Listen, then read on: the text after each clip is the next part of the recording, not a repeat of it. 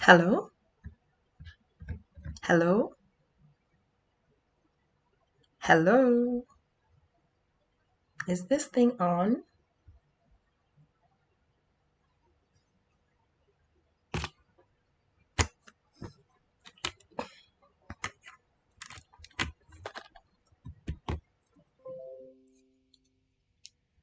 Hello? Hello? Hello? Hello? Is this thing on? Nice. I'm guessing my microphone is not working, so I'm just going to have to remove it.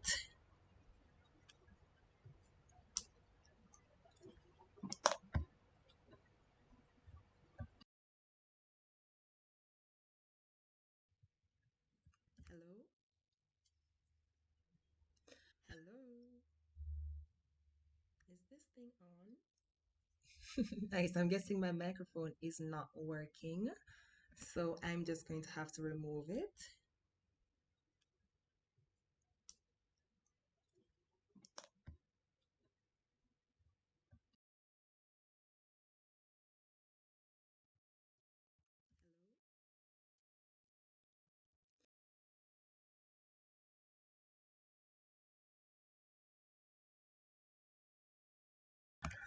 Okay, hello, good afternoon again. I was just in the ones and twos section of if you're Jamaican, then you're familiar with how we have to like tune the sound box before we start to have a party. So pretty much that's what I was trying to do earlier. I was using my microphone and it was not working.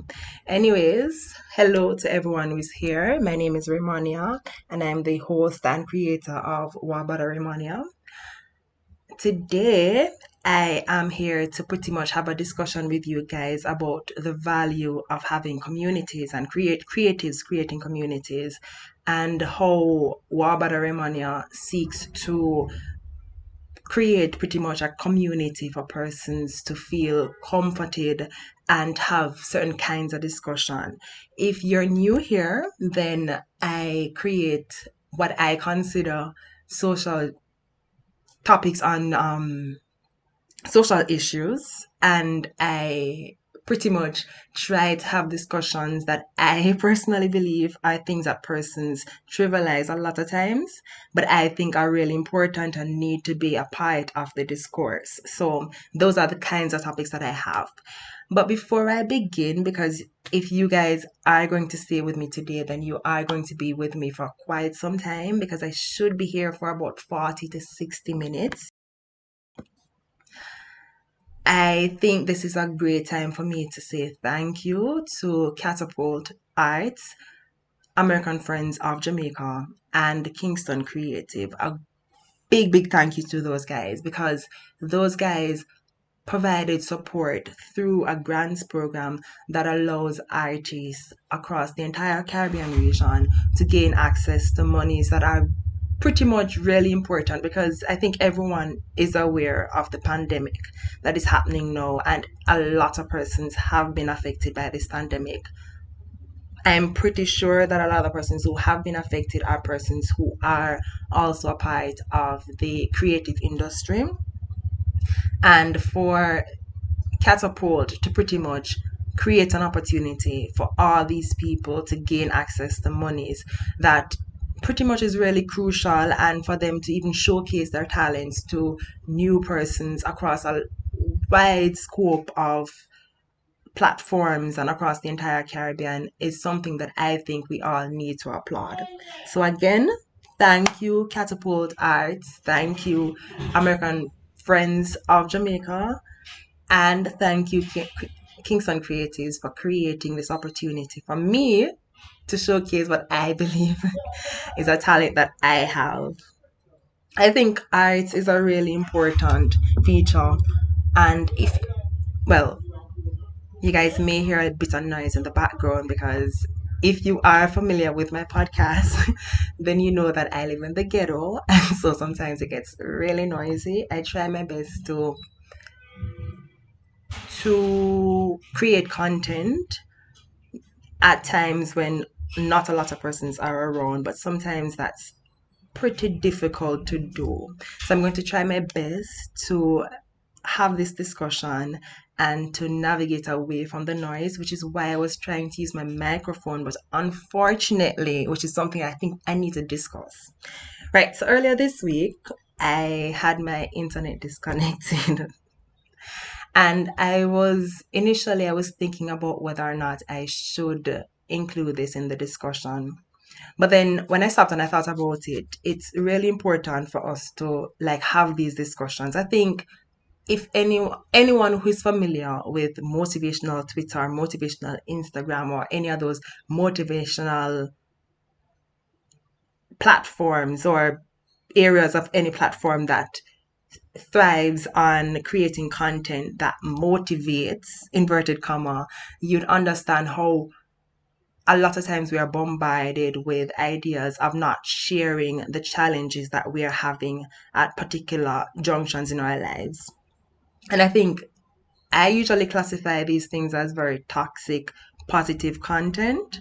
And I'm going to distinguish between what toxic positivity is and what positivity is. Because, like, for a lot of times, my friends and those closest to me refuse to have discussions with me about, like, to motivate me because they think that I'm going to liken their motivation to toxic positivity. And drastically a different there's a drastic difference between what's toxic positivity and what's positivity. But back to the thing about the internet being disconnected earlier this week. So the internet was disconnected earlier this week, and I only got back access to the internet today. I know for persons who are listening know, or persons who will be listening in the future who aren't from Jamaica, no, I'm not claiming that we have internet issues in Jamaica. What I am claiming is that I, as an individual, did not clear my internet bill, and I was supposed to clear it earlier this week, but I did not get an opportunity to do so, and so my internet service provider disconnected my service. I got it back today, and I wanted to highlight this because I think a lot of times I'm even having conversations with my friends, and they will be persons who are employed or persons who are in school or what have you. And sometimes we fail to recognize that even though persons are doing things, we are failing at this social experiment called humanity in a lot of ways because there are way too many persons not achieving being granted access to resources or the privilege to use those resources. And I think when we all traverse the areas of social media that forces us to want to remain positive and not highlight the things that are a bit challenging to us, it makes it very difficult for us to recognize how we are failing this experiment and how we need to recalibrate and come with new methods of dealing with these social issues that we have. So, before I continue, toxic positivity and positivity. What's the difference? All right, so for an example, say, for example, and this example is pretty much familiar to me. I can see this because there are persons that I've recognized who are very much willing to highlight your shortcomings. And so I like to highlight them before anyone else does. So currently I'm unemployed or I don't have a fixed job. And so I would have conversations with persons. And so I would say, hey, I'm unemployed. What toxic positivity would look like would be someone, oh yeah, and I know that this is just a large preface to the discussion that we should be having, but if you're familiar with my podcast, then you know that I tend to like talk about a lot of things that are issues to me currently in the moment, and then I move on to discuss the thing that is germane. So the difference between toxic positivity and positivity. Back to the example. I tell someone that I'm currently unemployed. Now, toxic positivity would have someone say to me, hey, it happens to us all. You'll get through this. Don't worry about it. Positivity, on the other hand, would probably sound more like, hey, you're unemployed. I'm sorry about that. We live in a really crappy world where persons don't have access to a lot of resources and persons don't have the privilege to gain access to those resources. You know, I tell people that for me, privilege is the opportunity that we give to persons who look like us because in a lot of ways we think that they could have been us, right? So that's what privilege is. And so privilege isn't a bad thing, just to be clear, because I know that a lot of persons would be like, you have privilege, everyone has privilege, but we have privilege in varying degrees. And so white privilege isn't the only privilege that exists. You have class privilege, you have orientation privilege, you have a lot of different privileges that exist. So back to positive, the not toxic positivity, the positivity of me having a conversation with someone about being unemployed. And now, hey, the world sometimes isn't fair, persons don't gain access and privilege. But here's what I will do for you. I can accompany you if it is that you need to submit resumes, or if it is that you need me to speak with my supervisor about any possible opportunities that may be available. Now, the major difference between toxic positivity and positivity is that positivity recognizes and validates emotions. Toxic positivity forces persons to always be happy in the moment and to believe that things will always be better and not interrogate why things are the way they are. And it really doesn't provide any direct solution to a problem. And so that is why I stay clear of toxic positivity. And you may hear me talking about, you'd always see me roll my eyes when persons introduce toxic positivity to a discussion because I'm like, hey, this is not useful. We need to have a real discussion about how we can improve this situation, and it does not come from us invalidating persons' feelings.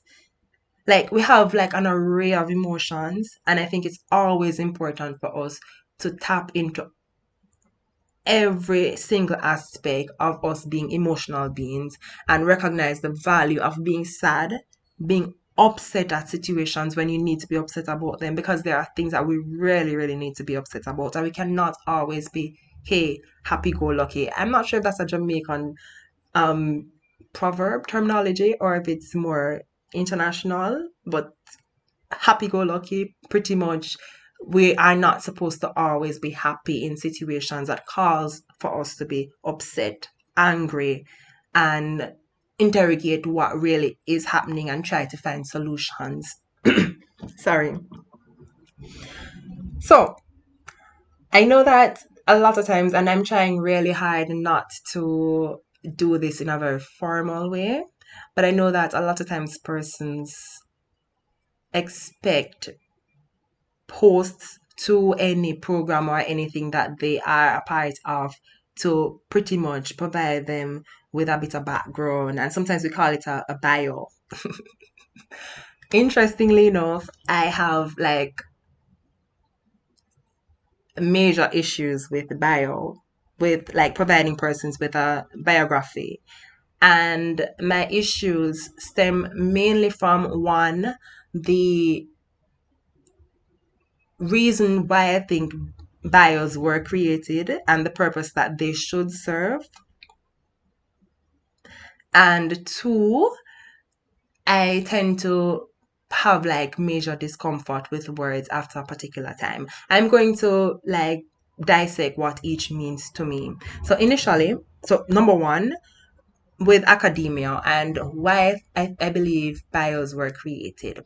Now, I think bios were created because, like, in a time when we could not access information in real time, we needed to know that there was some validity to the information being shared by the person who is sharing it with us.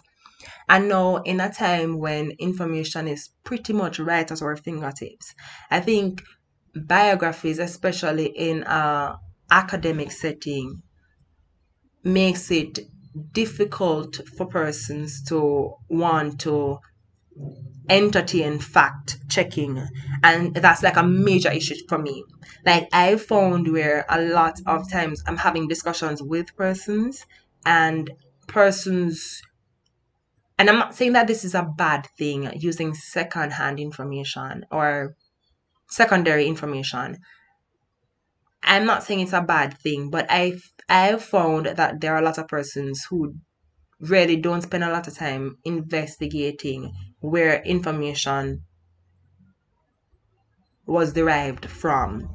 And so you find that, especially within academic settings, someone has a PhD or someone has years of experience in a particular area or field.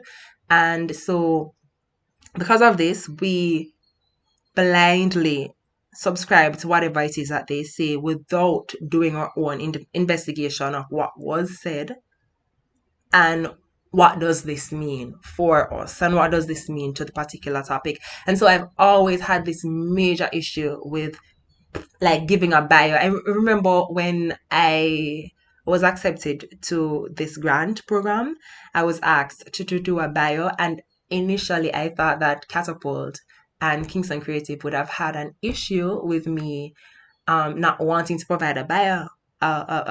And so initially I was going to tell them that I did not want to, but then I thought about more creative way to discuss who I am outside of academia. So my bio does not include anything academic, but I also recognize that my bio wasn't posted on the page either. So I'm not sure if it was a case where the information that I provided wasn't suitable enough for them, or if it was a case where, because we have like way too many grantees, they could not provide a profile for all 100 persons who have been selected and awarded. So that could very well be the case. So I really don't have an issue with them not posting the little that I wrote about myself that does not include my academic background. The other thing is words and how uncomfortable they can become after a certain time for me personally. Now, there are certain words that I would gladly ascribe to, and then after a few years or months or days, because what I do is I tend to have like discussions with myself about what particular things mean to me and how I feel about them being said about me.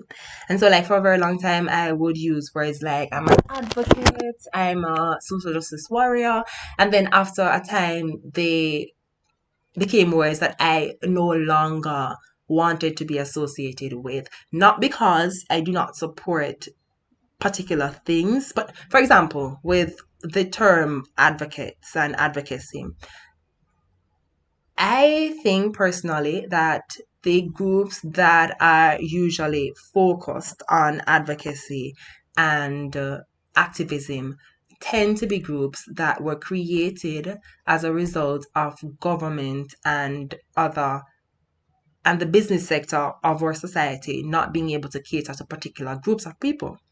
Now, what I've found is that even though these groups were created to serve particular groups of people, because of how closely entangled they are with with governments and businesses, whether through grants or through tax exemptions, these people are regulated, and the things that they do in a lot of ways are to the behest of persons in government and business, which is something that I'm very, very uncomfortable with. I know that sometimes resolution requires discussions, and sometimes resolution requires a compromise, but it's very important for us to recognize that oppressors cannot be our saviors as well. And so if you're going to serve a group and the group that you are serving, you have to serve them because government and business sector does not provide an opportunity for them to be catered to, then you cannot consistently be operating in a way that suits the how, say, government wants to limit progress. And that is what I've found that these groups a lot of times are very much inspired when they start, and then they become very close friends, which is not an issue with persons in government and business, and then they become very accommodating of the very problematic views and oppressive policies that these peoples entertain. And a lot of times it's hidden under the guise of we're not ready. We are moving forward, we're moving towards, and it takes a certain time for us to get to progress. And so that is a major reason why I personally don't like the term advocate, and why I try not to provide a biography, because there are certain terms that I may become uncomfortable with in the very near future or a few years from now. And I don't want to have to apologize to myself for not spending time interrogating how I feel about particular terms before using them. In fact, when I was thinking about today's topic, I initially thought about using safe spaces as opposed to communities. And I recognize, sorry, how political the term safe spaces is. But that really wasn't the reason why I decided not to use safe spaces. I was thinking about it, and for me, I think a lot of times when persons hear safe spaces, they pretty much give themselves, or persons who are in attendance, give themselves the latitude to interrogate the bodies and individuality of persons who also participate in these spaces. What do I mean by this? Now, you may say you have a safe space for persons to come, and because persons have like latched on to an identity, and I always tell people that particular features of a person does not constitute an identity. Like, I think it's always important for persons to recognize that people are individuals, right? People aren't people are individuals. We aren't, what's the term I'm looking for? We aren't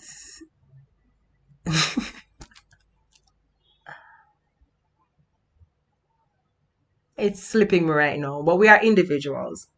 And it's really important to recognize that even within similar statuses, persons may not want to have their autonomy removed by way of persons interrogating them about things that they believe it's okay to ask because they are in a quote unquote safe space. And so I thought about community, because I thought community in a larger way looks at how persons can come together, even two persons can come together to like have discussions, to create situations where they aren't where they will not feel left out, or feel forced to participate, or pretty much, what's the word I'm looking for?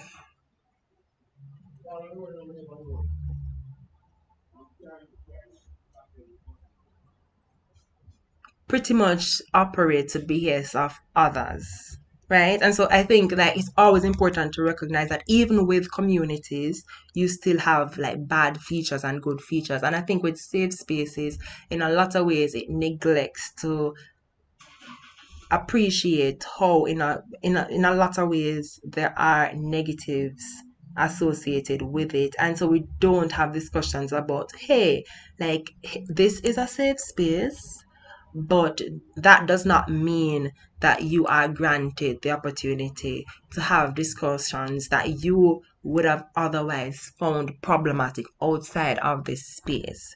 Because I think a lot of us are familiar with the phrase hurt people. And so I found that in a lot of spaces that I've entered that have proclaimed themselves to be safe spaces where you'd enter and you'd think that this is a space where you can appreciate the value of community. And instead of like having that space, you have persons who will interrogate your own autonomy, like discuss whether or not you should have autonomy over the kinds of discussions that you want to have about yourself, right? And so I quickly zoned in on why safe spaces would have been a very problematic term for me, and why, if I had titled this thing safe spaces, how I would have felt about it maybe tomorrow or a few years from now when safe spaces is no longer appealing. Because currently, really, it's not appealing to me as a terminology. I think it's also important for me to discuss how, because during this live, I understand that there may be persons who will want, for some reason, to continue to listen to me and will listen to my podcasts and any other content that I create. And so I think it's really important for me to establish that I know for a fact that I'm not always right. I'm pretty sure that there are some persons who believe that they are always correct, and probably they are. But I know for myself that I'm not always correct. In fact, I spend a great deal of my day interrogating the things that I've said and the things that I want to say. I have like full length discussions, like arguments with myself about what it means to have a particular view and how this particular view may affect others, and what do I need to do to ensure that the view that I hold doesn't disenfranchise anyone else, right? Or at least not a large sum of persons in a way that it may, because I think I need to be careful with the way I am trying to describe this, because I don't want it to be said that I am trying to be accommodating of persons who like support like large scale bigotry or stuff like that. I mean, like, I think it's always important to interrogate the way you feel about things and have discussions with yourself about how you feel about something and what does it mean about you before you invade other person's spaces with that energy, because sometimes it's really toxic because you haven't even had a discussion with yourself about what it means to have your own opinions. And so then you come and you share your opinions that are very, very problematic. And if you had spent a little bit of time, like just discussing it with yourself, then you would have found out that, hey, maybe this is not something that I would want to discuss. In fact, like, I think it was last week or the week before. It's so funny because someone had made a post about me, some tweet about me, and they had mentioned how I believe I'm always correct. And I'm laughing because anyone who knows me knows that I am always like questioning the opinions that I hold. And so, like, when this person was like, "You're not always right," I'm like, "Okay, what exactly do you mean?" Because I already know this about myself. I know that I'm not always correct, and I'm always open to discussions about particular things, right? I'm always open to having discussions about particular things and to see if my opinions will change.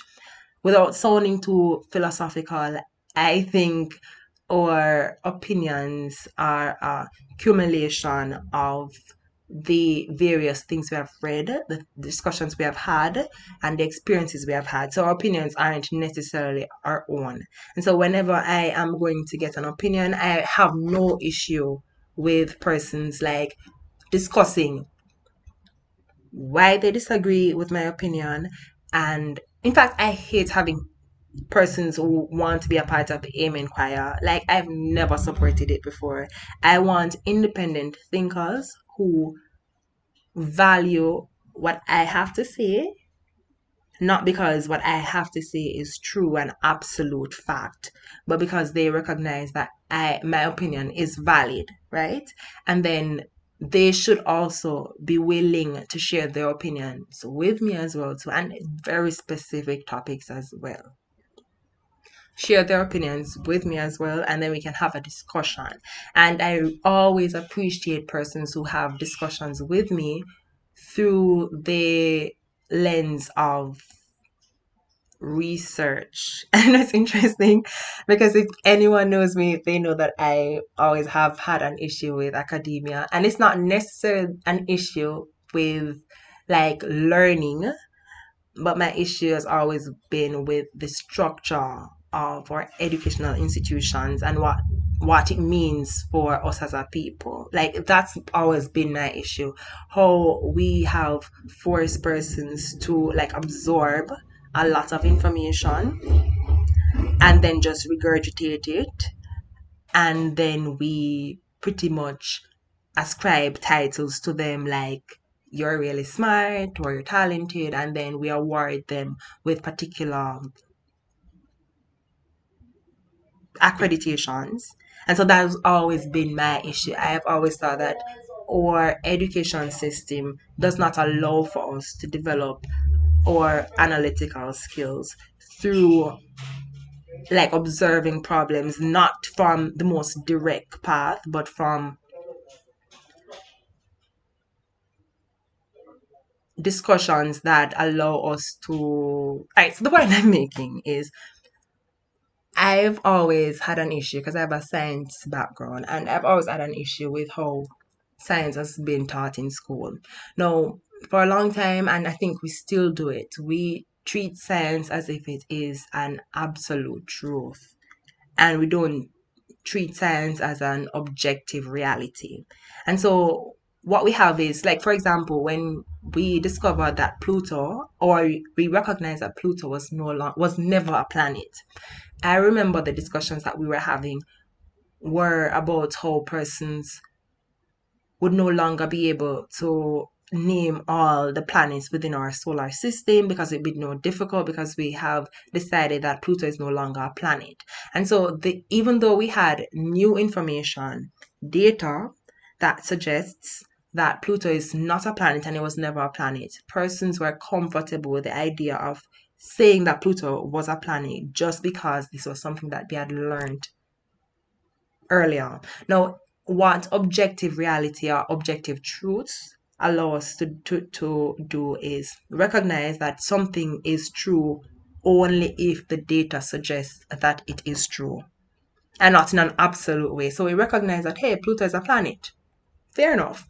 But now the new data that we have received suggests that Pluto is not a planet. And so if our education system facilitated like this transition, then it would have been so easy for persons to like appreciate new information and new data. And this happens in a lot of scientific, a lot of scientific areas of science rather. We find that persons are used to information in a particular way because they had learned it eons ago, and there's new information. I've had like countless amounts of Twitter arguments with persons who would validate the information that they have learned from a kindergarten level education. Like, I've learned this back in primary school. I'm like, no, but the data no longer supports this. This is what the data supports, right? And I think like that's the major issue that I've always had with academia, and not necessarily because I love learning, and in fact I've always appreciated and value pretty much research and what it means for us and our advancement as a people. So no issue at all with academia.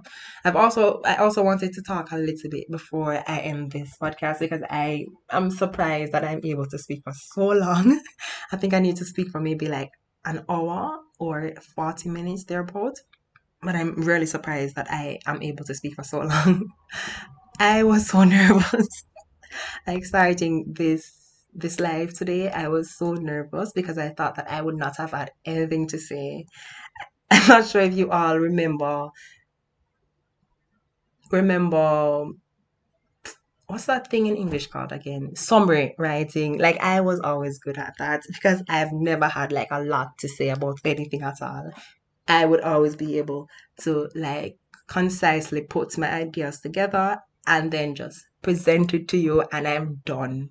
So like me even babbling on now for 36 minutes is like a major surprise for me personally.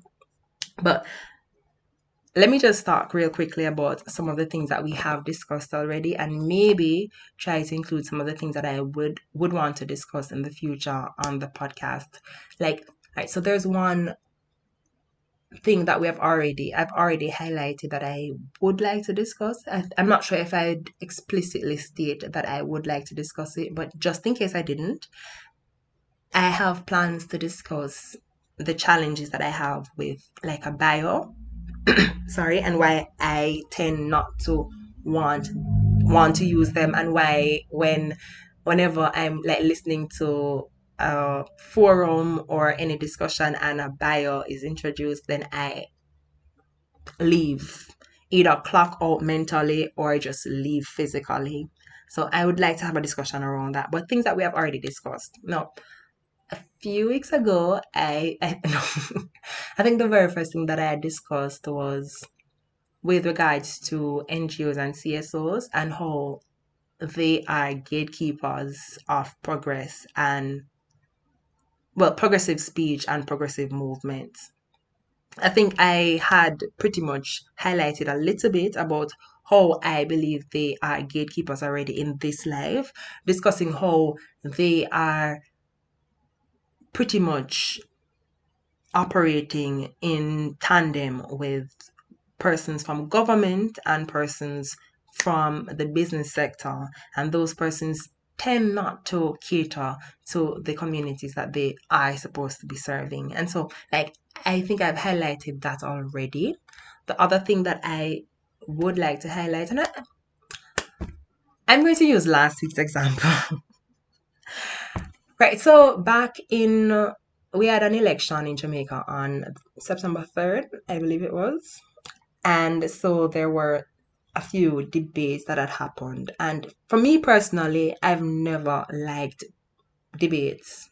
I think they are useless.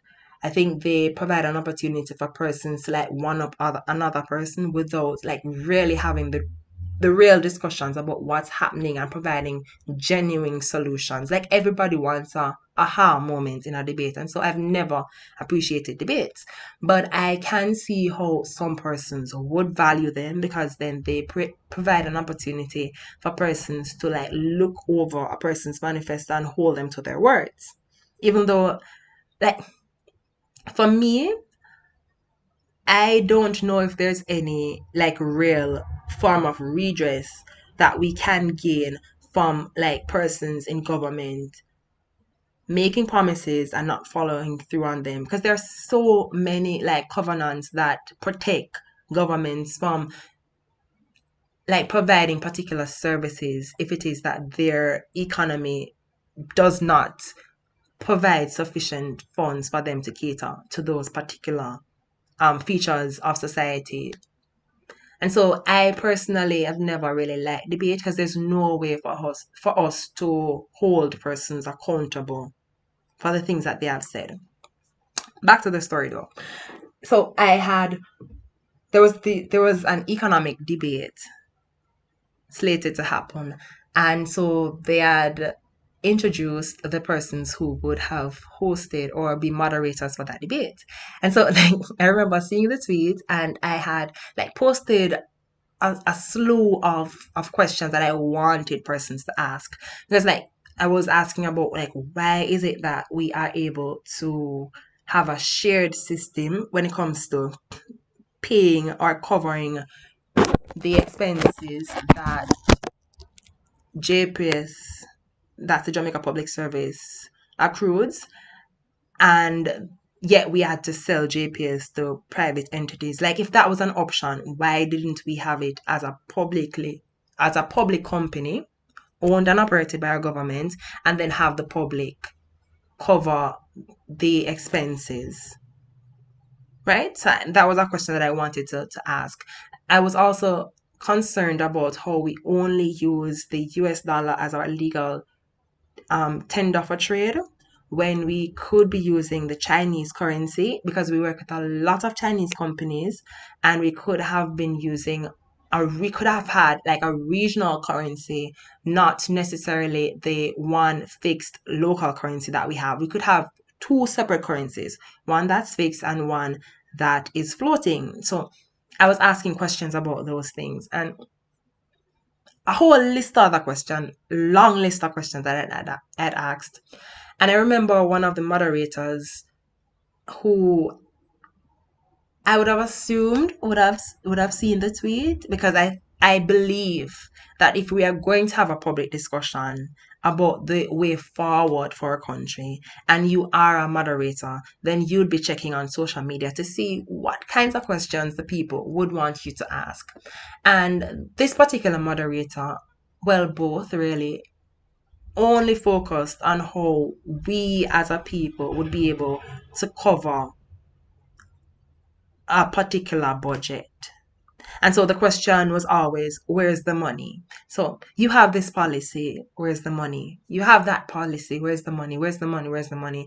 And I was really uncomfortable with it, because I recognize that whenever we ask where is the money, it's usually because we are concerned about how much we as taxpayers are going to have to contribute to this budget.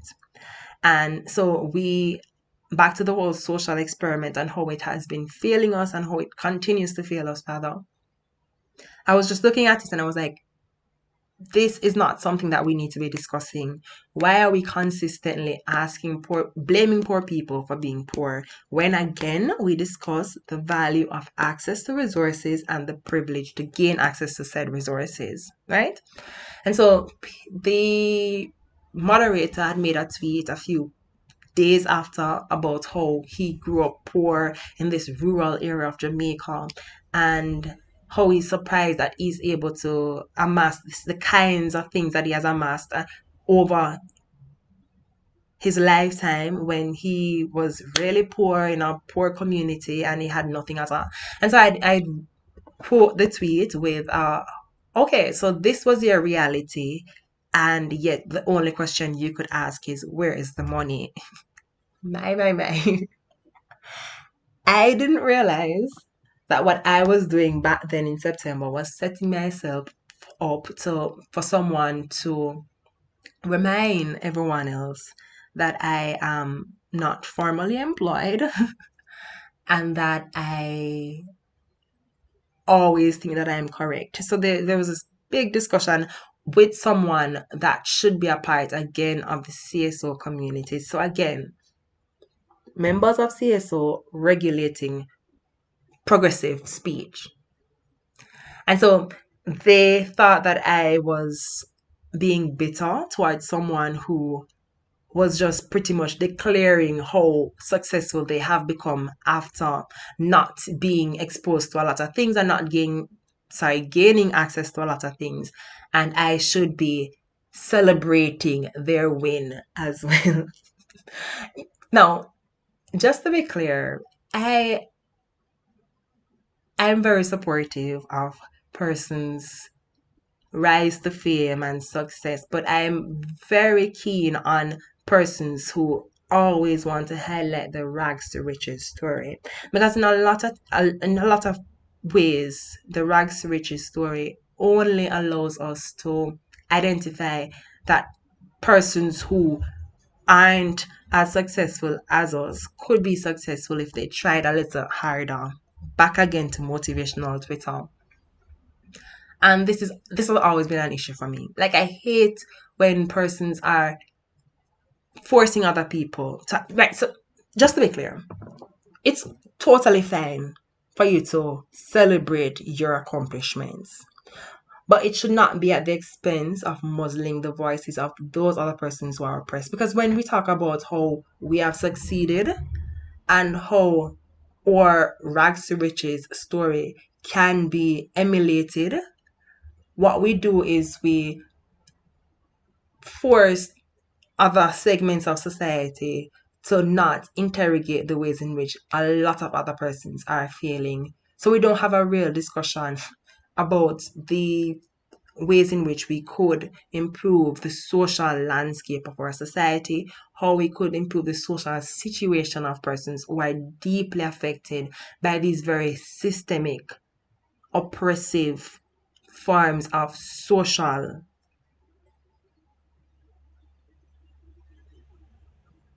challenges.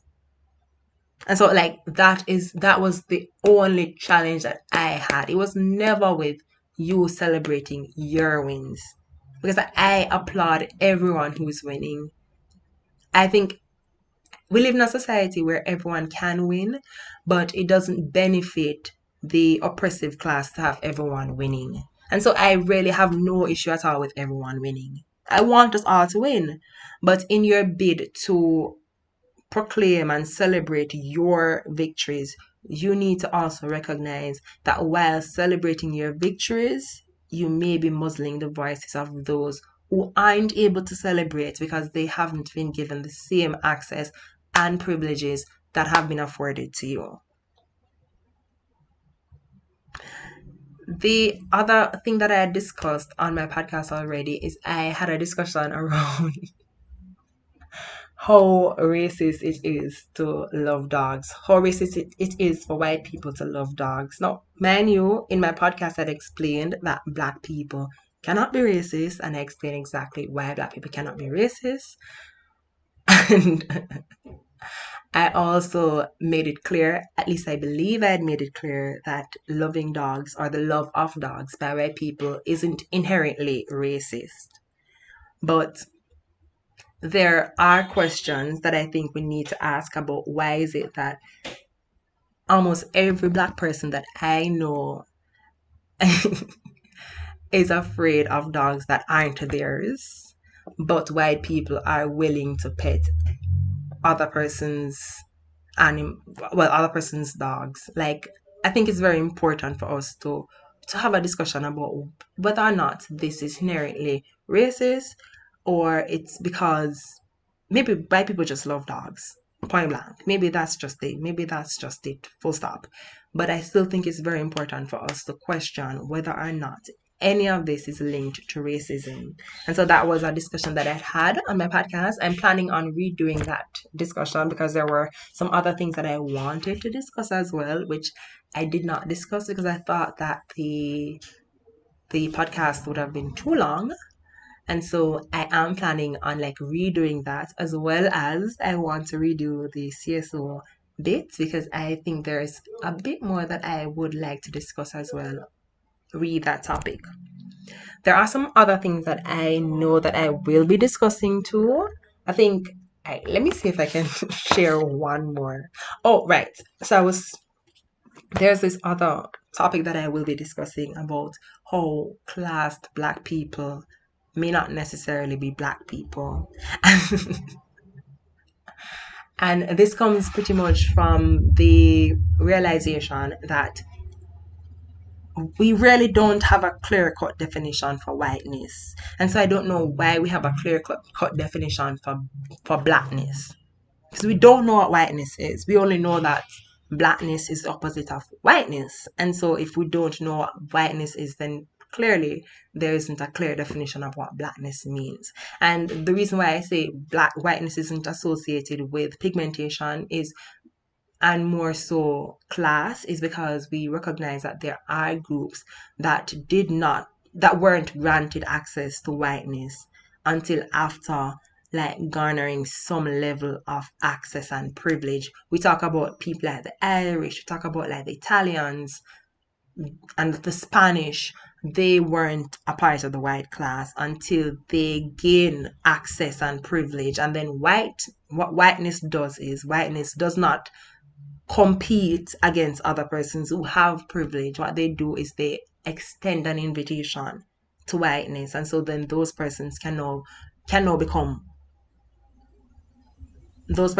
classified as white. And so the discussion that I will be having on the podcast is whether or not blackness or persons who are classed and black through pigmentation are and that's the other thing too. Like it's to classify blackness as the presence of some pigmentation like melanin is one of the most anti-black, classist, ableist statement anyone can make. Because if you stop and you think about it, there are persons who have like albinism. Are those persons not black? And then I think it came up from the discussion around like persons like Cardi B and J Lo, like saying that they are black. I remember like persons saying that they aren't black because they don't have the requisite. I'm guessing it's the paper bag test reversed. So they don't have the amount of black pigmentation or melanin that would allow us to classify them as black. And I think that that's really ableist because then we just purposefully exclude persons who are albino and have other degeneratory skin conditions that causes them to not phenotypically present the blackness that would be genotypically um, present. So I think it's always important for us to look at that. But to back to the debate about whether or not class the black people are really black, and whether or not class black people should be the prevailing voice for the black community is something that I will be investigating because I think it's a really interesting conversation whether or not the Jay-Z's and the Kanye West should be able to speak on behalf of the black community. Again, we aren't a monolith, so I don't think we have unilaterally decided on any single person to pretty much speak on behalf. I'm reading comments as well. I'm reading comments as well. I agree, Andre. Some rags to riches stories are very motivating. They are very motivating, and I think they serve a purpose. But I think that it's always important for us to recognize that these may provide an avenue for persons who are responsible for resources and to donate those resources to persons most affected. I think it provides an avenue for them to not cater to those persons. Hey Tashana, I see you. That's my cousin. She mentioned. I appreciate you being in the chat as well. Really appreciate it. Right. So the discussion that I want to have is whether or not these people should be a part of the discourse. Because a lot of times you've heard like a Kanye or a Jay-Z talking about how they have accumulated a certain amount of wealth and anybody else can do it. And they don't have discussions around the kinds of privileges that they were afforded and how those privileges aren't extended to a lot of other persons. And so that's one discussion I will be having. There are a few other topics that I want to discuss as well, but I really don't want to like preemptively state them now and then have persons expect me to discuss them and then I discuss them way too long or way too far. Maybe I've lost interest in the topic and then not discuss it, but I'm pretty certain, I'm very, very certain that blackness and its association with class, how whether or not black people, black classed people are white people or should be considered white people is a discussion that I will be having. I'm very sure of that. I think we are coming up to the end of our discussion. If there's any questions that anyone wants to ask, I would really appreciate it. We can have a quick discussion. I'm trying to go up to an hour because I think the broadcast should be for at least an hour or 40 minutes to an hour. I'm very certain it's around that time. So I want to make sure that I what's wrong with me and my words today? I accomplish this. All right, so I'm trying to make sure that I get to that number. So if there are any questions or any statements or anything that anyone wants to say, you can just quickly drop it in and I will say something. If you want to big up somebody, I'll do that too. And of course, I am bilingual. I speak Jamaican and English. So if you want me to do it in Jamaican, I have no issue at all with that. So again, any questions?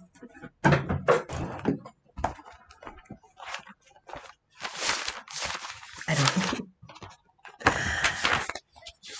Okay.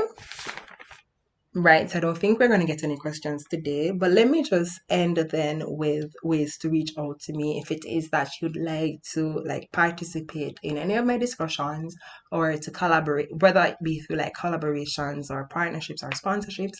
You can reach me by email at wahbadaraymoniya@gmail.com. It's in the description, or it should be in the description. If it's not, I'm going to add it. You can also reach out to me on my Twitter, and I'm on Patreon. You can support me there. You can leave me a tip through my PayPal. All of that is linked in the description. So you can just scroll down real quickly and you'll see it. I was, like there was one thing that I had planned, and this is why I really hate planning for things. There's one thing that I had planned to discuss, really the value of arts and arts-based education, especially in early childhood education. I was going to like discuss that, but then I don't know what happened, but I really didn't. I'm wondering if it's something I should like really go through quickly before I end this broadcast. I so pretty much I was having this discussion with myself, as I always do, about how if we had like very rigorous arts based academic curricula, then we could have the opportunity to create new avenues for employment. I was thinking about how I personally did not learn how to play instruments outside of maybe the recorder, which you barely had an opportunity to learn. If we had learned how to like play a lot of instruments, then I could have used that as an opportunity to gain access to other spaces that would allow me to gain some very useful.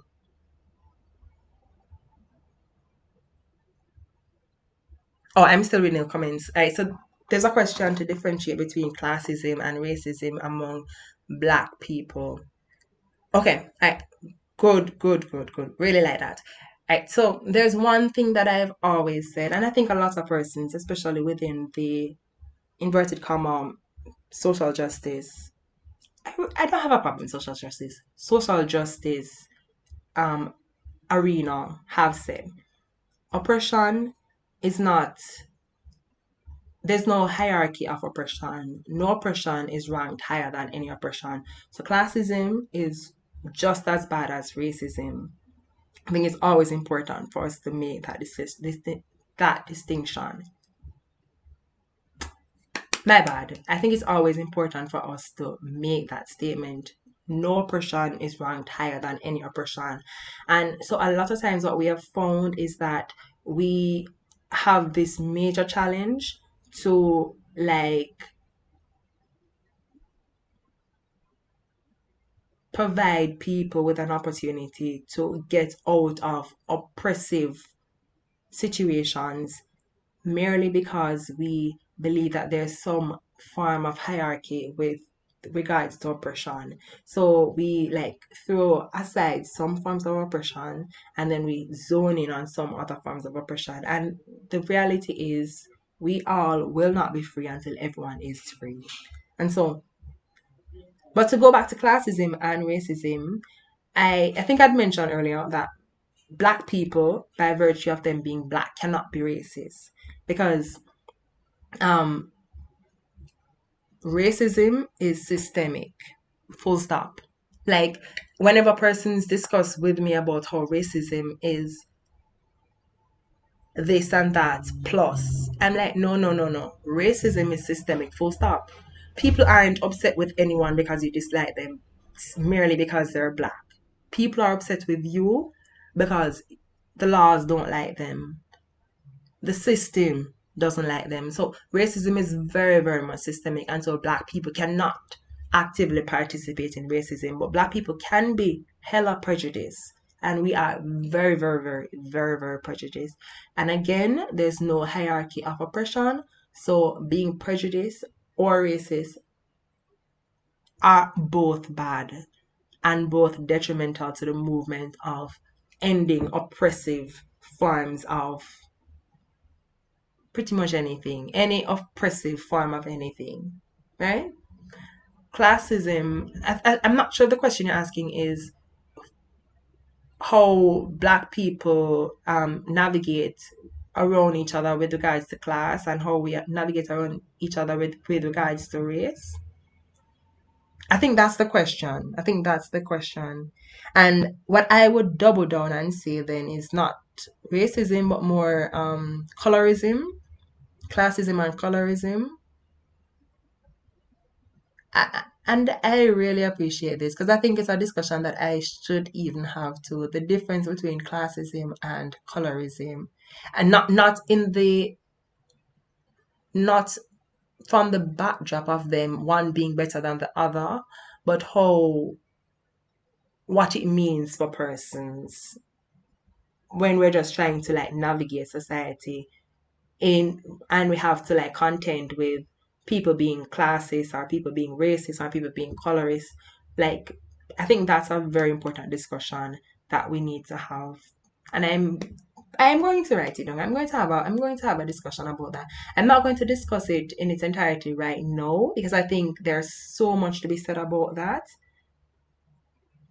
And so I'm going to save it on to have like a full length discussion about how what it means to be black and classed and what it means to be black and not classed and what it means to be black and black like blackity black like me or what it means to be black and light skinned. I think it's a very important discussion. There's this sociologist, Jamaican, I cannot remember the person's name, who had like described different class structures based on skin color. And so they had described the white class, the brown class, and the black class, and how all of so there's like a link between like maybe racism and how racism influences classism. And that's a very, very good discussion to have, which is what I'm going to end on today. Let me again thank you all for joining me. I really appreciate you taking the time out to sit and listen to me blab on for like an hour because that's really, really long. And again, thank you to Catapult Art. Thank you to the American Friends of Jamaica and Kingston Creative for providing me with the opportunity to have my voice be heard on a platform. But I was going to do this for a very long time, but not until I really got the opportunity to like purchase like new equipment, which is very, very important for persons to create quality content. And I'm hoping, yeah, colorism, right? So I'm gonna discuss that on a topic, classism and colorism, and how I'm going to even reach out to you though, because I want you to include in the discussion because I don't know, like this I'm having a conversation now with my cousin. She's in the chat and she is maybe one of the smartest persons I've ever met. Like she's really, really smart. So I'm going to have a discussion with her. And so there are going to be like she's a lot of the discussion around in that podcast will reflect around the discussion that I have had with her. Again, thank you for joining me. We have been here for really, really long. I think I'm going to like drink a little bit of wine. I have this really taste bad wine. Like there I have this friend who she loves this wine and I don't know why she loves it. It's the what's it called again? The CR one. I can't remember what it's the Carlo was it? I hate it so much that I don't even remember how it's pronounced. Like she praises that wine and I hate it so goddamn much. So I may try to have a glass of that to like pretty much cool down my vocal cords because I've been talking for yes, it's the sweet wine. It's so awful. Like I hate it. I hate it. I love sweet red wines though. I don't mind a dry red, but oh my God, that wine is so bad. Like really, really, really bad. All right, before I get distracted, let me just end this because I know that sometimes persons see very, very long lives and it just causes them to not want to even look at it because it's too long. So let me end this. I know I pride myself on not being talkative, but I'm a talker. I can admit that. I think we need to like recognize our challenges and call them by name. I talk a lot. So let me just end this right now again. Thank you all for joining me. I hope you will continue with me on my journey. And you can always reach out to me, as I said, on all the platforms that I have listed or by email, and we can have discussions. I'm always open to having discussions with people about the things that are, the things that are bothering them as well, because then they may influence the things that I want to have discussions about. So I may not even know that something I find something to be problematic until someone highlights that this is a problem. So if you want to reach out to me, I'm always available to have discussions with you guys. Thank you again.